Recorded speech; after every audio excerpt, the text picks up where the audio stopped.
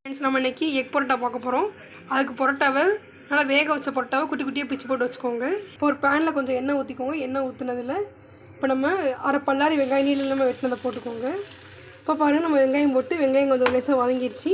இப்போ நம்ம கட் பண்ணி வச்சுருக்க ஒரு தக்காளியை இதில் போட்டுக்கோங்க. தக்காளியை போட்டாச்சு. தக்காளியை போட்டு வதக்கிக்கோங்க. இப்போ நம்ம இது கூடயே தேவையான உப்பு போட்டுக்கோங்க. உப்பு போட்டால் சீக்கிரம் வதங்கிடும். போட்டாச்சு. போட்டு இப்போ நல்லா வதக்கிக்கோங்க.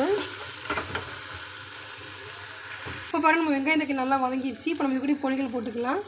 1 ஸ்பூன் மிளகு பொடி போட்டுக்கோங்க. அரை ஸ்பூன் சீரகப்பொடி, 1 ஸ்பூன் கரம் மசாலா பொடிகளை போட்டாச்சு. இதையும் நல்லா வதக்கிக்கோங்க. லேசாக ஒட்டுற மாதிரி இருந்துச்சுன்னா கொஞ்சம் மட்டும் தண்ணி ஊற்றிக்கோங்க. இப்போ நம்ம இது கூடயே ஒரு முட்டையை உடச்சி ஊற்றிக்கோங்க. அப்புறம் நம்ம முட்டையை ஊற்றியாச்சு. முட்டையை ஊற்றி நல்லா கிண்டிக்கோங்க.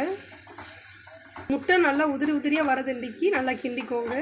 கொத்து முட்டை பக்குவத்துக்கு இருக்கணும். அது தண்டிக்கு நல்லா வதக்கிக்கோங்க. இப்போ பாருங்கள், நம்ம நல்லா வதக்கியாச்சு. இந்த ஸ்டேஜில் நம்ம எடுத்து வச்சுருக்க பரோட்டாவை போட்டுக்கோங்க. இப்போ பாருங்கள், நம்ம பரோட்டாவெல்லாம் போட்டாச்சு. பரோட்டா போட்டு நல்லா அப்படி கிளறி விட்டுக்கோங்க, எல்லா பக்கம் படுற மாதிரி. இப்போ பாருங்கள், நம்ம எல்லா பக்கம் படுற மாதிரி மிக்ஸ் பண்ணியாச்சு.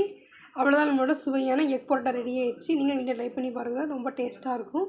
தேங்க்ஸ் ஃபார் வாட்சிங்.